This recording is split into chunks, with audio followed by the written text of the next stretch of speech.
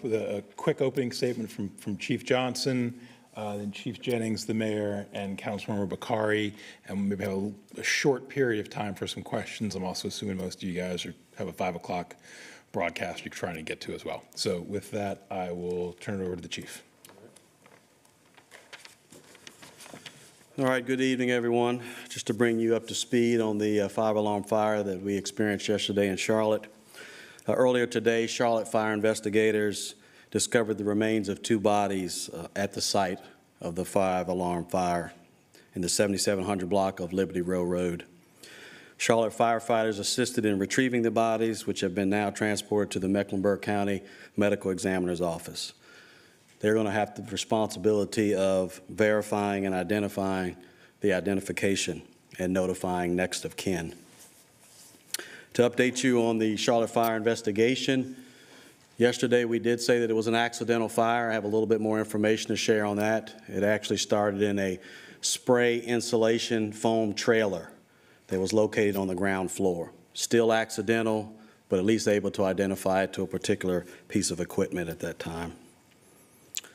We seldom have large fires of this magnitude. If you go back and look at whether it's a 5-alarm fire, something of this magnitude, it does not always happen here in the city of Charlotte. So we were very fortunate the other day to, although we've had a loss of life, we had 2 people that have lost their lives. On behalf of the men and women of the Charlotte Fire Department, we want to make sure we send our condolences to the families and friends. Charlotte Fire Department has been on the scene ever since the fire yesterday. We're in the process of doing evaluation at the scene to see if we can clear units up and allow them to return to quarters. We'll have that decision later on tonight as to whether we're going to do that. We appreciate all of the partnerships that we have with CMPD. Medic has been a big help. As well as the Office of the State Fire Marshal came by and assisted us as well as North Carolina Emergency Management. So we've had a lot of partners that have assisted us along the way. Charlotte Water is another one. Mrs. Charles was definitely helpful when it came to fighting that fire. We are grateful for those. And again, we'd like to express our sympathies to the families and friends. And when we take questions, I'll be available. Chief Jennings. Thank you. Thank you. First, I'll just say that I've been with the Charlotte-Mecklenburg Police Department for 31 years. I've never, ever seen a fire of this magnitude that has impacted our community the way this has. It's devastating, heartbreaking. We offer our condolences as well to the 2 members of our community who perished in the fire and lost their lives. I do want to commend the heroic efforts by the Charlotte Fire Department yesterday to see their actions to disregard their own life to go in and save others and try to preserve life was just amazing, and it's a demonstration of what public safety is all about and what we are all about when it comes to serving our community. So CMPD's role in this yesterday was to make sure that we kept our firefighters safe by blocking traffic and mitigating traffic and redirecting, as well as evacuations that had to take place with surrounding areas. We had to ensure that our citizens were safe that were in the line of fire, and that we wanted to get them to safe locations, and that was a huge part of what we did. And we had officers that quickly were able to develop a traffic plan and to mitigate traffic as much as possible. I also want to commend our aviation, our flight team with Charlotte-Mecklenburg Police Department. They were able to have eye in the sky and direct the CFD as well as CMPD as far as what was going on from a bird's eye view. And that was ever important to make sure that we were appropriately mitigating what we saw out there at the fire site yesterday. Also, special thanks to the Mecklenburg County Sheriff's Office. This took a great deal of resources, particularly from our side, to mitigate the traffic and to redirect traffic. Mecklenburg County Sheriff's Office stepped up to the plate, and they provided resources for us to help us do the jobs that was necessary for this. At this point in the investigation, the Arson Task Force, which is comprised of the Charlotte-Mecklenburg Police Department, Charlotte Fire Department, State Bureau of Investigations, and ATF will continue this investigation, and we will hopefully be able to give you timely updates as the investigation continues. So I'll ask the mayor to come up now. Thank you. Good afternoon.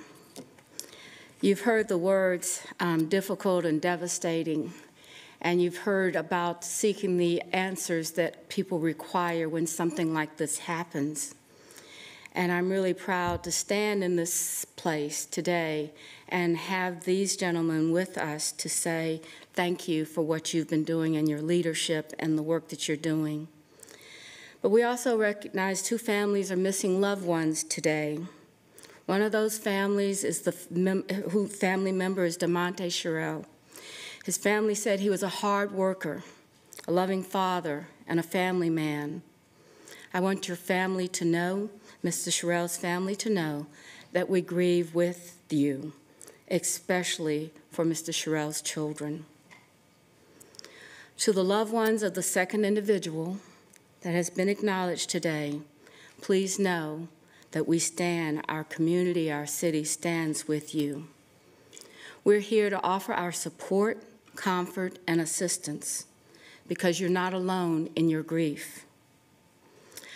I want to assure everyone that our public safety officials, in collaboration with all of the agencies that you've heard mentioned here today, are working diligently to provide answers. It's important that we get the information right, so there's going to be a lot more to be said about this. I live just a few blocks from where the fire occurred, and I walk by it often.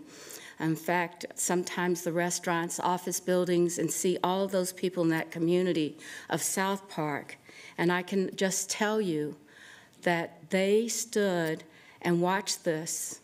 And I know today that we're all really glad that we saw the collaboration that was necessary for us to make this something that was extinguished in a 5-alarm fire. It is really remarkable. So I want to say thanks to our exceptional first responders, including the brave men and women of the Charlotte Fire Department, our police department, medic, and the many invaluable collaborations that you've already heard about. Your remarkable bravery and your training allowed for the successful rescue of 15 people from that fire who were able to go home to their loved ones. You truly are our heroes. This is just another reminder to hug your loved ones, cherish the time that you have with them. It's also a time to take pride in our public services. And when we talk about tragedy, we show the value of having dedicated people in our community who courageously serve our residents each and every day. I'm really proud of every one of the people in this community that assisted in bringing this to a closure. Even though it was very difficult to have this loss, we know that we did our very best, and that is really something that we should be proud of. Thank you. Mr. Bakari.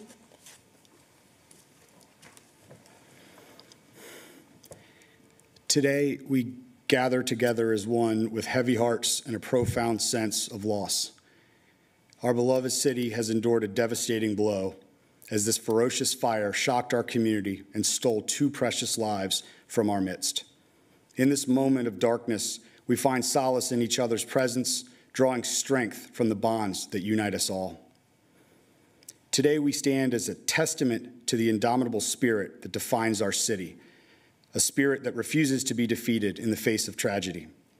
Our hearts ache for those we have lost, for the dreams and aspirations that have been extinguished too soon. Their absence will be felt deeply, and their memory will forever remain etched in our collective consciousness. Let's hold their families close, surrounding them with our love and support as they navigate this unimaginable sorrow.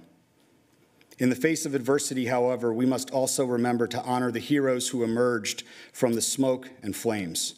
Our firefighters and police and medic, these extraordinary men and women who rush towards danger when instinct tells the rest of us to run away. They are the embodiment of selflessness and courage and unwavering guardians of our city. Their heroics, witnessed in the face of this inferno, have reminded us of the depths of their dedication and their bravery. They battled the relentless blaze, risking their lives without hesitation to save others. Their action stands as a testament to the noblest qualities of humanity, a testament that reminds us why we are Charlotte strong. Today, we must pay tribute to these brave souls who ran into the fire, defying all odds to protect our community. They exemplify the very essence of public service and remind us in times of crisis the true character of a city is revealed. To our firefighters who face the roaring flames with unyielding determination, you are a guiding light in the darkest of times. We salute your selflessness, your tireless efforts, and your unbreakable spirit. Today and every day, we are eternally grateful for your service. There is still much work to do. In the wake of this tragedy, let us come together as a united force, a beacon of resilience and hope. Let us embrace the families who have suffered immeasurable loss, providing them with the love and support they so desperately need. Let us honor the memories of those we have lost by reaffirming our commitment to the values that define us: compassion, unity, and strength. We have already begun to think about how we can forever memorialize the heroics and the tragedies we have seen over the last 30 hours. And when the time is right, we will move to create something we can all be proud of. As we rebuild, let us remember that the strength of a community lies not only in its infrastructure, but in the resilience of its people. Let us support one another, lending a helping hand to those who have lost so much. Together, we will rise from these ashes, creating a brighter, more vibrant future for our beloved city and the amazing Southpark community.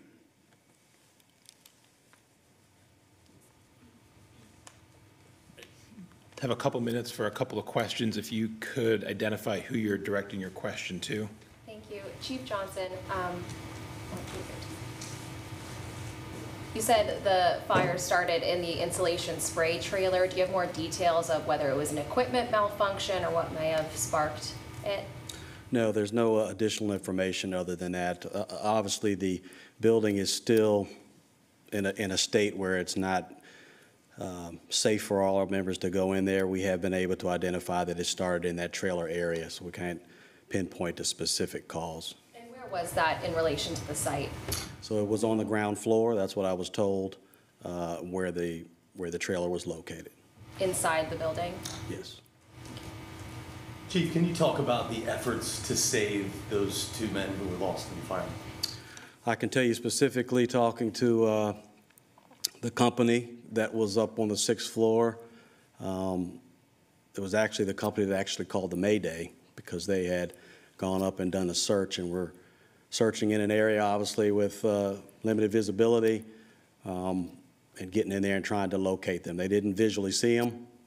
Obviously, they were going by sound and trying to get to them, but were unable to get there before conditions changed, as you saw in the video, to a point where they end up getting in situation themselves and having to call a Mayday, where we had to send another company to actually help escort them out. Or we may be talking about more tragedy than just the two gentlemen or two individuals that we're talking about today.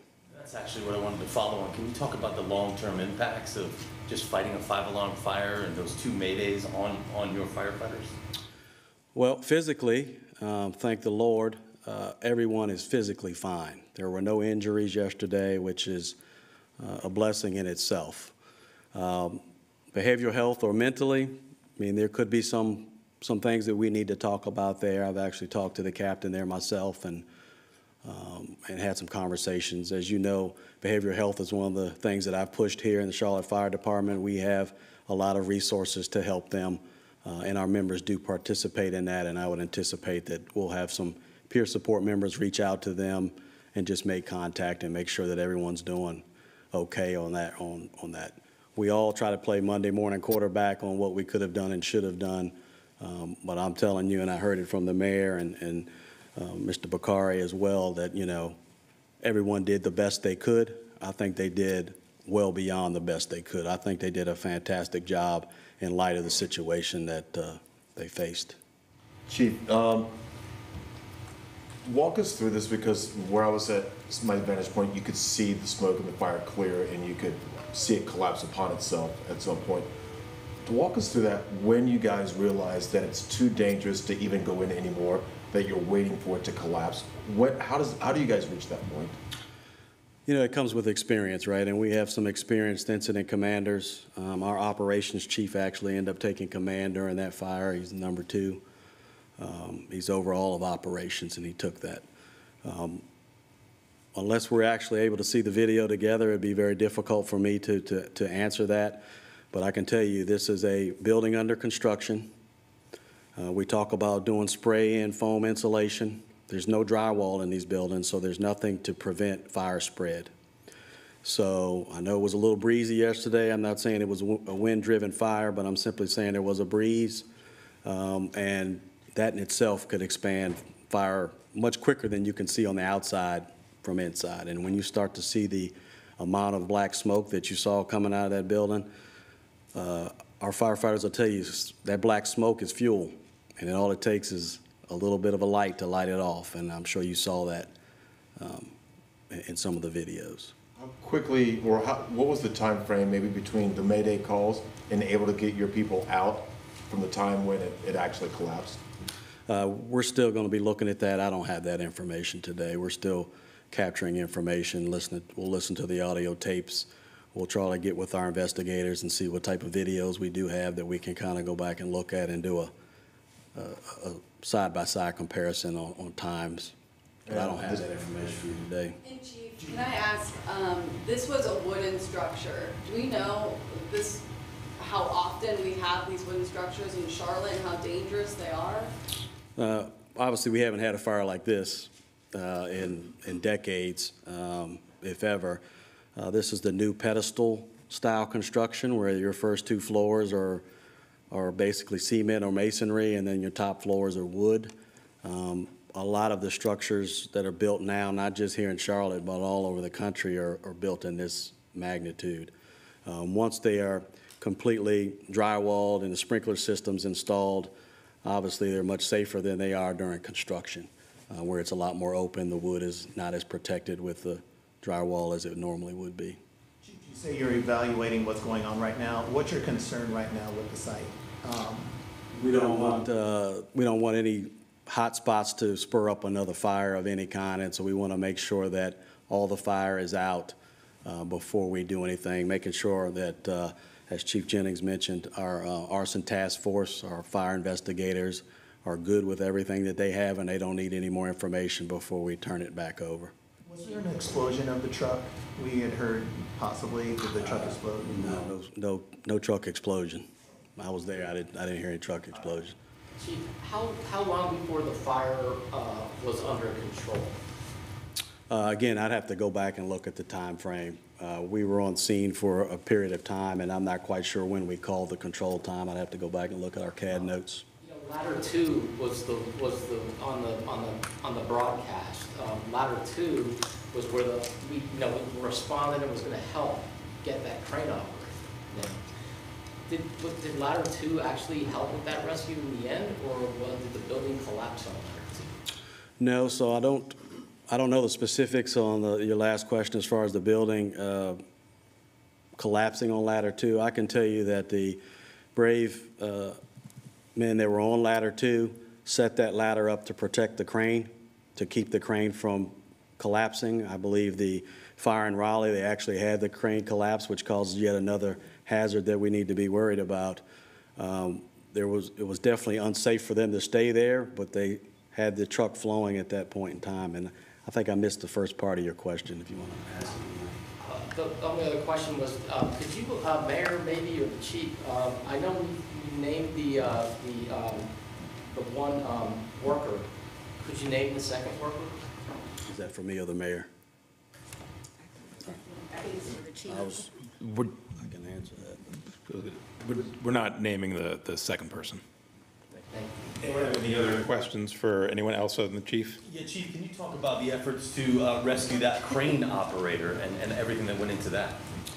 So there was obviously putting the water on the crane itself was to kind of keep it from collapsing. Once we got to a point where we could actually gain access to that, our rescue company went up. provided him some protective equipment. You can imagine how hot that metal had to be, and he was able to climb down, and then we got him to medic for evaluation. And we were hearing that some of the fire was so hot yesterday that some of your equipment melted. Can you talk a little bit about that? So we did, the fire spread rapidly, and we had equipment set up. Ladder 2 was one of those that was actually set up in a very good position early on, but the spread of the fire was even greater than our master streams at the time. We were not able to get ladder 2 out of that particular situation. We did move 2 others that were in a perilous position, but ladder 2 was still operating even after the fire was extinguished. So we'll have some paint work and maybe some wiring and some other things to do on that, but I don't believe they're a total loss at this point. Chief? Anyone have any questions for anyone else other than Chief Johnson? Chief Jennings, was there any issues with your officers, like any issues with like citizens not getting them to react properly to avoiding the area or having to evacuate them? Were there any issues at all? Well, we did have reports that some of the citizens did want to get back into the parking garage to get their vehicles, and that's really what spurred the response from CMPD and the Mecklenburg County Sheriff's Office as well. But they were able to quickly gain control of the site, keep our firefighters safe, and shut down the roads and mitigate the traffic that was needed to be done. So. And Chief, were there any issues with exits and entryways with this particular construction site? We may have heard that there was only one way in, one way out. Was that the case here?